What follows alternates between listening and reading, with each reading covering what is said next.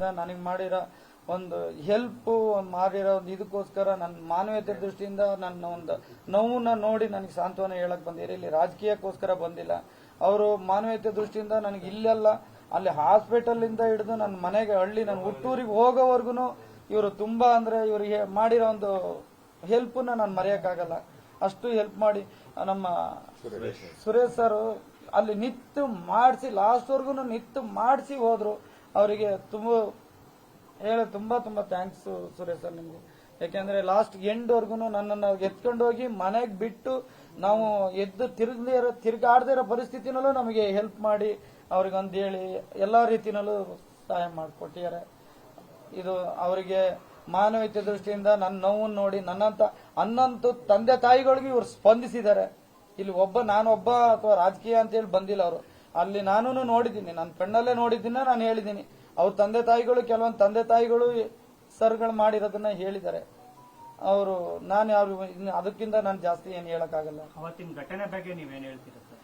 ಯಾವ ರೀತಿ ತಿಳ್ಕೊಂಡ್ರಿ, ಹೆಂಗಾಯ್ತು, ಏನ್ ಹೇಳ್ತೀರಿ? ಒಟ್ಟಾರೆ ಘಟನೆ ಏನಾದ್ರು ಕ್ರಮ ಕೈಗೊಂಡಿದ್ರೆ ನಿಮ್ಮ ಮಗ ಸರ್? ಈಗ ಕ್ರಮ ಕೈಗೊಳ್ಳೋದು ಎಲ್ಲ ಅವ್ರ ಕೈಲೇ ಇತ್ತು ಸರ್, ಎಲ್ಲ ಅವ್ರ ಕೈಲೇ ಇತ್ತು. ಯಾರೇನು ಇಲ್ಲಿ ಚಿಕ್ಕ ಮಕ್ಳು ಯಾರು ಇಲ್ಲ. ನೀವು ಎಲ್ಲರಿಗೂ ಗೊತ್ತಿದೆ ಏನಾಗುತ್ತೆ ಅಂತ, ಅವ್ರಿಗೂ ಗೊತ್ತಿದೆ ಅವ್ರು ಏನಾಯ್ತು. ಇವಾಗ ಅವ್ರಿಗೂ ಪಶ್ಚಾತ್ತಾಪನೂ ಆಗ್ತಾ ಇದೆ. ನಾವ್ ಹೇಳಕ್ ಆಗಲ್ಲ, ಯಾಕಂದ್ರೆ ನಾವ್ ಹೇಳಿದ್ರೆ ಇಲ್ಲಿ ಬೇರೆ ತರ ಆಗತ್ತೆ. ಅವರು ಎಲ್ಲರಿಗೂ ಫ್ಯಾಮಿಲಿ, ಮನೆ, ಮಕ್ಕಳು ಎಲ್ಲರಿಗೂ ಇದ್ದಾರೆ. ನನಗೆ ಸಪೋಸ್ ನನಗೆ ಇವತ್ತು ನೋವು ಆಗಿದೆ, ನಾಳೆ ಬೇರೆ ತರದಲ್ಲಿ ಬೇರೆ ಒಂದು ನೋವನ್ನು ಅವರು ಅನುಭವಿಸಿರ್ತಾರೆ. ಅವ್ರಿಗೆ ಗೊತ್ತಿತ್ತು, ಅವರೊಂದು ಮಾಡ್ಬೋದಿತ್ತು, ಒಂದು ಆಯೋಜನೆ ಮಾಡ್ಬೋದಿತ್ತಲ್ವಾ.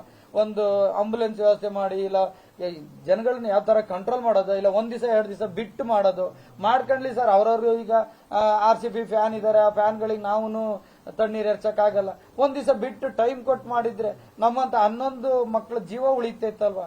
ಅದು ನಮ್ಗೆ ಗೊತ್ತಾಗ್ತೈತೆ, ನಿಮ್ಗೆ ಗೊತ್ತಾಗ್ತೈತೆ, ಅವ್ರಿಗೆ ಗೊತ್ತಾಗ್ಲಿಲ್ವಾ. ಇಷ್ಟು ಕ್ರೌಡ್ ಸೇರುತ್ತೆ ರಾತ್ರಿ 1 ಗಂಟೆ 2 ಗಂಟೆಯಲ್ಲಿ. ಇದೇ ರೋಡಲ್ಲಿ ಜನಗಳು ಹೆಂಗೆಲ್ಲ ಸೆಲೆಬ್ರೇಷನ್ ಮಾಡಿದ್ರು ಅಂತ ಎಲ್ಲರಿಗೂ ಗೊತ್ತಿತ್ತಲ್ವಾ, ನೋಡಿದ್ರಲ್ವಾ.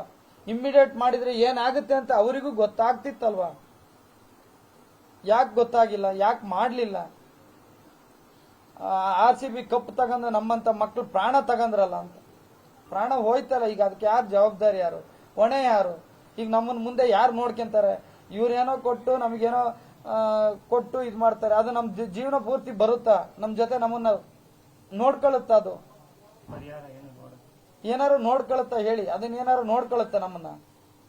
ನಮ್ ಮಗ ಇದ್ರೆ ನೋಡ್ಕೊಂತಿದ್ನಲ್ವಾ, ನಮ್ ಮಗ ಇದ್ರೆ ಸಾಕ್ತಾ ಇದ್ನಲ್ಲ. ಎಲ್ಲರಿಗೂ ಅವ್ರವ್ರ ಮಕ್ಳು ಸಾಕ್ತಾರೆ. ಏನೋ ಒಂದು ಆಸೆ ಇಟ್ಕೊಂಡು ಓದಿಸ್ತೀವಿ, ಬೆಳೆಸ್ತೀವಿ, ಏನೋ ಒಂದು ಇಟ್ಕೊಂಡು ಇರ್ತೀವಲ್ವ. ಸರ್ಕಾರ ಕೂಡ ಪಶ್ಚಾತ್ತಾಪ ಆಗ್ಬಾರ್ದಿತ್ತು ಇಂಥದೊಂದು ಘಟನೆ. ಅವರಿಗೂ ಗೊತ್ತಾಯ್ತು. ಇದು ಮೊದ್ಲೇ ಯಾಕೆ ಯೋಚನೆ ಮಾಡಬಾರ್ದಿತ್ತು ಅಂತ ನಾವು ಕೇಳ್ತಾ ಇದೀವಿ. ಈಗ ಇದಕ್ಕೆ ನ್ಯಾಯ ಎಲ್ಲಿದೆ? ನಮ್ಮಂತ ಮಕ್ಳು ಪ್ರಾಣ ತಂದು ಕೊಡ್ತಾರ?